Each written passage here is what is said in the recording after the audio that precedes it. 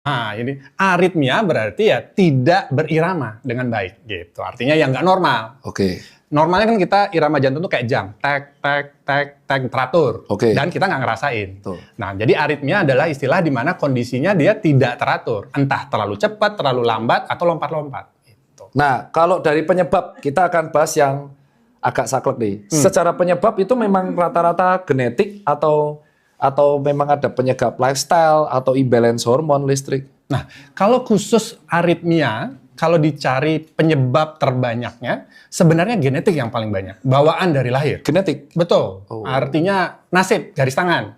Kalau udah jelek dari lahir, ya wis, nanti matinya konslet. Gitu.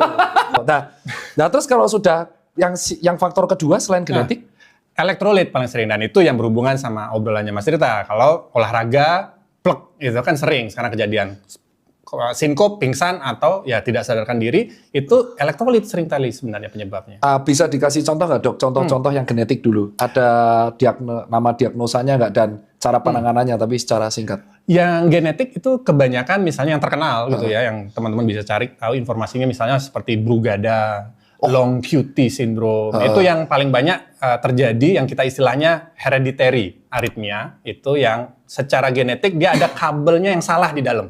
Oke. Jadi nunggu sewaktu-waktu konslet gitu. Nah, yang Brugada ini ada yang tanya di threads. Brugada syndrome itu apakah boleh olahraga atau cara menanganinya gimana atau deteksi awalnya ada nggak? Nah, Brugada orangnya orang Eropa ya, yang menemukan dokter Brugada. Itu sebenarnya mulai terkenalnya adalah pada saat orang-orang olahraga memang ketahuannya, karena dia sudden death syndrome. Sayangnya presentasi pertamanya itu adalah ya mati. Presentasi pertamanya mati, ketahuannya kalau dia mati di otopsi baru ketahuan. Wah, ini Brugada pattern. Nah, itu di tahun 70-an. Oke. Ya.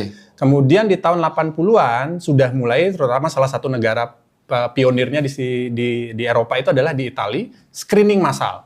Pasien di EKG semua, terutama apalagi kalau atlet.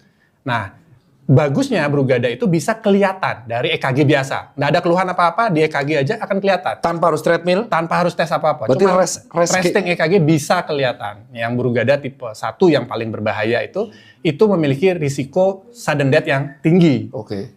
Nah, sebelum pasang alat. Gitu. Jadi amannya kalau bagi orang-orang, ada gejalanya nggak? Kalau kita smartwatch, sekarang pakai smartwatch, ada gejalanya nggak kalau Brugada?